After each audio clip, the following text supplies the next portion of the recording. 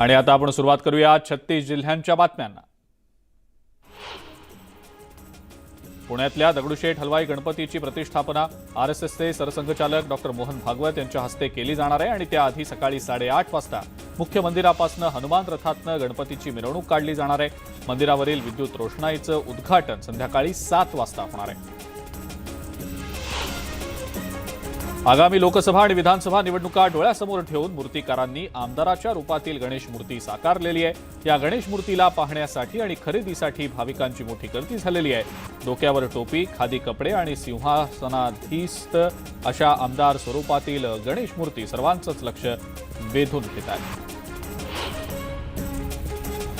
Konkan railway मार्गावर अनेक Ganpati special railway गाड्या सोडल्या गेलेल्या आहेत, मात्र या रेल्वे गाड्या तब्बल 11 ते 12 तास उशिरानं धावतायत आणि त्यामुळे चाकरमान्यांचे हाल होत आहेत।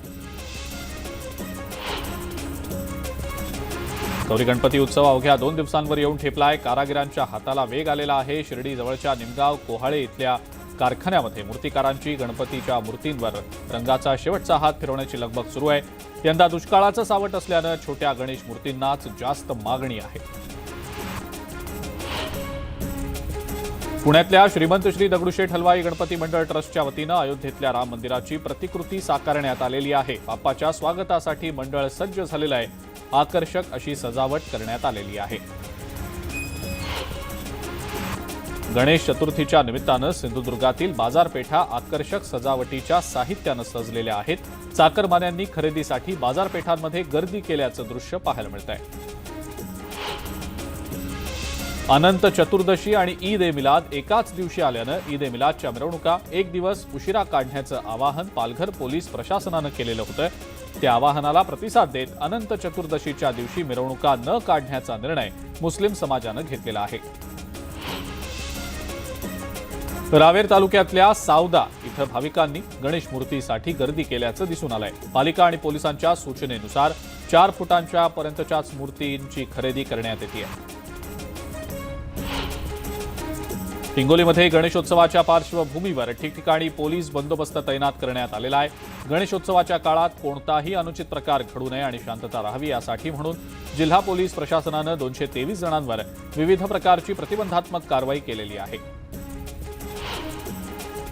गणेशोत्सवासाठी कोकणामध्ये आणि पश्चिम महाराष्ट्रात जाणाऱ्या चाकरमान्यांच्या वाढत्या संख्येमुळे आनेवाडी टोल नाका आणि खंबाटकी घाटात वाहनांच्या लांबच लांब रांगा लागल्याचं दृश्य दिसतंय। त्यामुळे चाकरमान्यांना मोठ्या वाहतूक कोंडीचा सामना करावा लागतोय।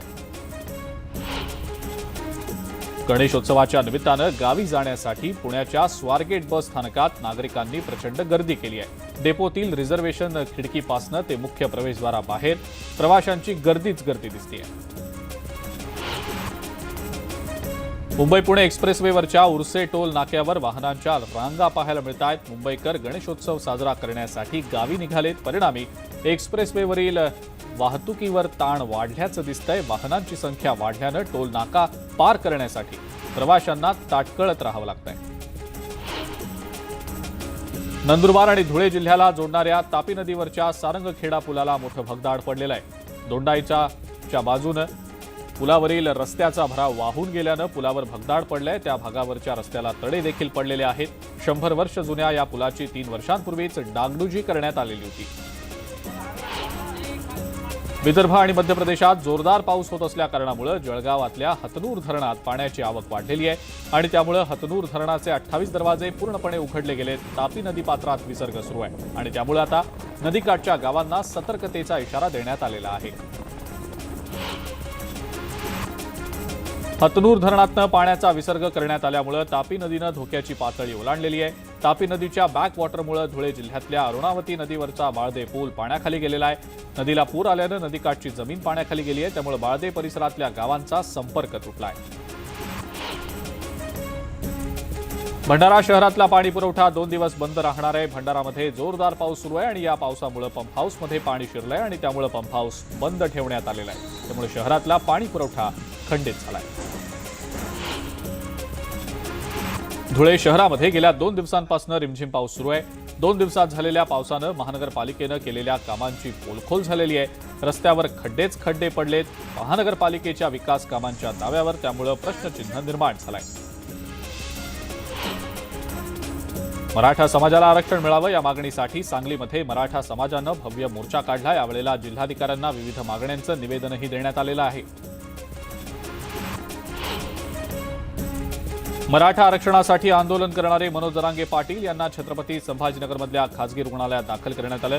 आपली तब्येत चांगली असून आंदोलन सुरूच ठेवण्याचा इशारा जरांगे पाटलांनी दिला आहे। कृषी मंत्री धनंजय मुंडेंनी बीड जिल्हाधिकारी कार्यालयासमोरच्या आंदोलकांची भेट घेतलेली आहे। धनगर समाजाला कायमस्वरूपी टिकेल असं आरक्षण देण्यासंदर्भात मुख्यमंत्र्यांची भेट घेऊन प्रश्न मार्गी लावू असं आश्वासन धनंजय मुंडेंनी दिलेलं आहे।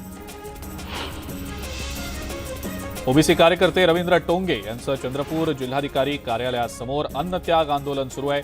विरोधी पक्षनेते विजय वडेट्टीवार यांनी आंदोलनस्थळी भेट दिलेली आहे। ओबीसींच्या मागण्यांबाबत संवेदनशील भूमिका घ्यावी अशी मागणी वडेट्टीवारांनी केली आहे।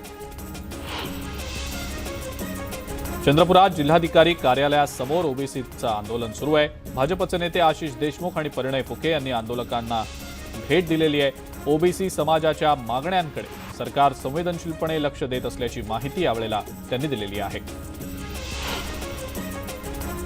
मराठा समाजाला ओबीसी कोट्यातनं आरक्षण देऊ नये अशी मागणी करत शहापुरात आंदोलन करण्यात आलं। भर पावसात आंदोलकांनी जोरदार घोषणाबाजी करत आपल्या मागण्या मांडलेल्या आहेत।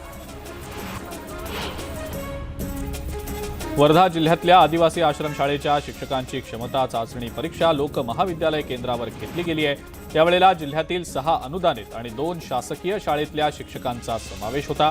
यावेळेला शिक्षकांनी एकत्र येत आमची क्षमता चाचणी घेण्यापेक्षा चांगल्या प्रकारचं प्रशिक्षण दिलं जावं अशी मागणी करत परीक्षेवर बहिष्कार टाकलाय।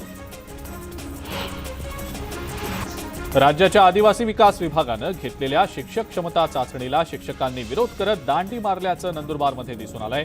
नंदुरबार प्रकल्पाच्या परीक्षा केंद्रावर अवघ्या 5% शिक्षकांची उपस्थिती आढळलेली आहे, तर 95% शिक्षक अनुपस्थित राहिले। वाशिम शहरातल्या वाढत्या वाहनांची आणि अपघातांची संख्या लक्षात घेता शहरातल्या मुख्य चौकामध्ये सिग्नल उभारले गेलेत, मात्र अद्याप हे सिग्नल सुरूच न झाल्यानं वाहन चालकांकडून नियमांची पायमल्ली होतीये। अद्याप वाहतूक कोंडीचा प्रश्न सुद्धा मिटलेला नाही।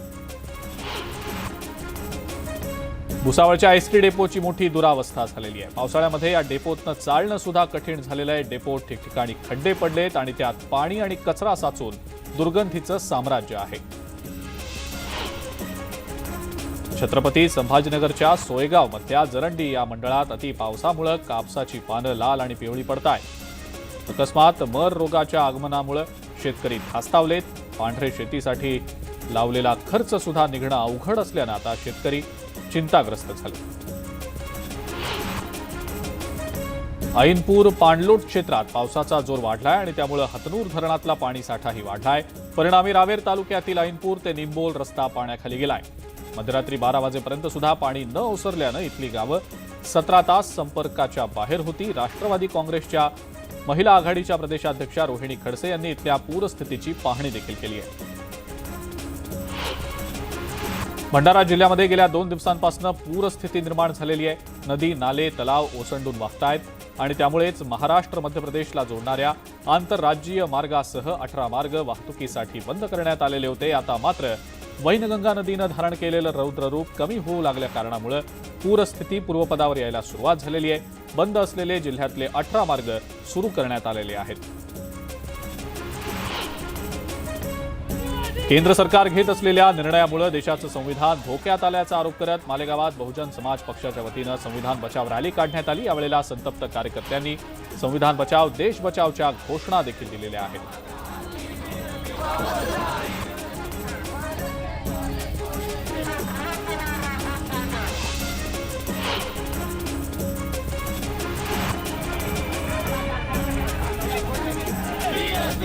राहता तालुक्यातल्या कोल्हार इथं प्रवरा नदीपात्रात शासकीय वाळू उत्खनन आणि वाहतूक बंद करा, नाहीतर वाहनं पेटवून देऊ अशी धमकी देण्यात आलेली होती। या प्रकरणी 8 जणांवर गुन्हा दाखल झालेला आहे।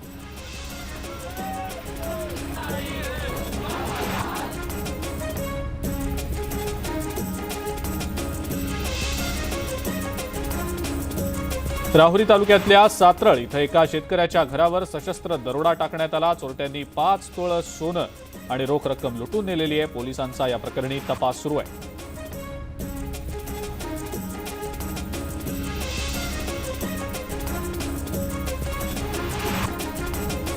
36 जिल्ह्यांच्या बातम्यांमध्ये आता वेळ झाली एका ब्रेकची. बघत रहा न्यूज 18 लोकमत.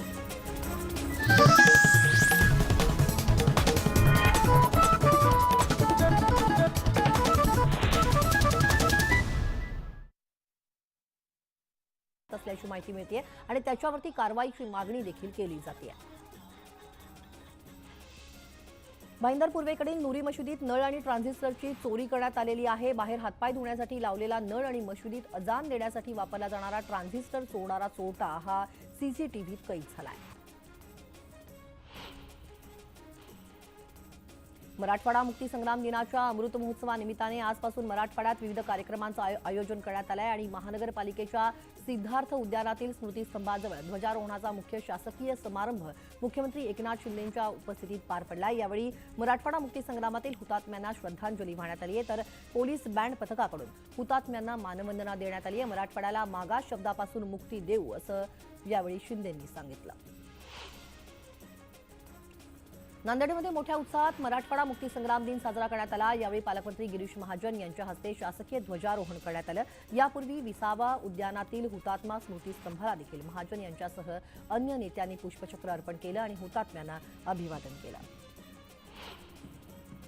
मराठवाडा मुक्ती संग्रामाच्या अमृत महोत्सवानिमित्त राज्याचे कृषी मंत्री धनंजय मुंडे यांनी हुतात्म्यांना अभिवादन करून पुष्पचक्र अर्पण करत श्रद्धांजली अर्पण केली. यावेळी हुतात्म्यांना मानवंदना देण्यात आली. मराठवाडा मुक्ती संग्राम दिनाचा 75वा वर्धापन दिन हिंगोलीत मोठ्या उत्साहात साजरा करण्यात आला. गृहमंत्री संदीपान भुमरे यांच्या हस्ते मुख्य ध्वजारोहण संपन्न झालं. भुमरे यांनी हुतात्म्यांच्या स्मृतिस्तंभाला पुष्पचक्र अर्पण केलं आणि अभिवादन केलं. यावेळी पोलीस दलाकडून हवेत बंदुकीच्या फैरी झाडून हुतात्म्यांना मानवंदना देण्यात आली.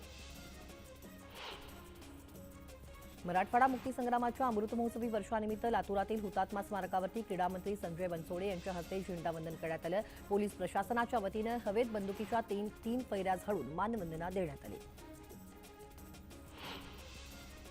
सांगलीमध्ये मराठा आरक्षणासहित विविध मागण्यांसाठी भव्य क्रांती मोर्चा निघणार आहे आणि विश्राम बागेतील क्रांतिसिंह नाना पाटील यांच्या पुतळ्यापासून या मोर्चाला सुरुवात होणार आहे. या मोर्चामध्ये सहभागी होण्यासाठी जिल्ह्याच्या गावागावातील कानाकोपऱ्यातून मराठा बांधव हे मोठ्या संख्येनं दाखल झाले. शहापूरमध्ये सकाळपासूनच पावसानं जोर धरला आहे. सर्वत्र संततधार पावसानं हजेरी लावली आहे, त्यामुळे वातावरणात सुखद गारवा निर्माण झालाय आणि शेतकरी देखील आनंदला आहे. भंडारा जिल्ह्यात पावसानं दमदार हजेरी लावली आहे, त्यामुळे गोसेखुर्द धरणाच्या पाणलोट क्षेत्रात वाढ झाली आहे. सलग दुसऱ्या दिवशी धरणाचे 33 पैकी 33 दरवाजे 1.5 मीटरनं उघडेच ठेवण्यात आले. यातून 3,54,613 क्युसेक वेगानं पाण्याचा विसर्ग करण्यात येतोय. मुंबई गोवा महामार्गावर मोठी वाहतूक कोंडी झाली आहे. परशुराम घाट आणि चिपळूणमधील बहादूर शेख नाका पुलादरम्यान वाहतूक कोंडी झाल्यानं परशुराम घाटामध्ये वाहनांच्या लांबच लांब रांगा दिसून आल्या. त्यामुळे मुंबईकडून येणाऱ्या चाकरमान्यांचे हाल होत आहेत. वर्ध्याच्या हिंगणघाट वणी रोडवरती मोठ्या प्रमाणात खड्डे पडल्यानं अपघातांचं प्रमाण वाढलंय. या रस्त्यावरून मोठ्या प्रमाणात अवजड वाहनांची वाहतूक होतीये, त्यामुळे हे खड्डे पडल्याचा आरोप होतोय आणि हे खड्डे लवकरात लवकर भरण्याची मागणी केली जाते. वर्ध्यात दुभाजकाला धडकून कंटेनरला भीषण आग लागली. अमरावती नागपूर मार्गावरती चिस्तूर गावाजवळ मध्यरात्रीच्या सुमारास ही घटना घडली. अग्निशमन दलाच्या मदतीनं जवळपास 2 तासांच्या प्रयत्नांनी आगीवर नियंत्रण मिळवण्यात आलं. रायगडच्या सुधागड पाली नांदगाव मार्गावरती भर रस्त्यात कारनं पेट घेतला. या दुर्घटनेत 4 जण बालंबाल बचावले, तर कार जळून खाक झाली. या अपघातामुळे 1 तास वाहतूक कोंडी झाली होती. वाशिमच्या मालेगाव शहरात माहेश्वरी महिला मंडळाच्या वतीनं रामदेव बाबा यांच्या जयंतीनिमित्त जन्मजागरणचं आयोजन करण्यात आलंय. त्यानिमित्तानं मालेगाव शहरात रामदेव बाबा यांची भव्य शोभायात्रा काढण्यात आली. सोलापूर शहरात वारकऱ्यांना धार्मिक कार्यक्रम घेता यावा यासाठी भव्य वारकरी भवनाचं भूमिपूजन करण्यात आलं. भाजप आमदार विजयकुमार देशमुख यांच्या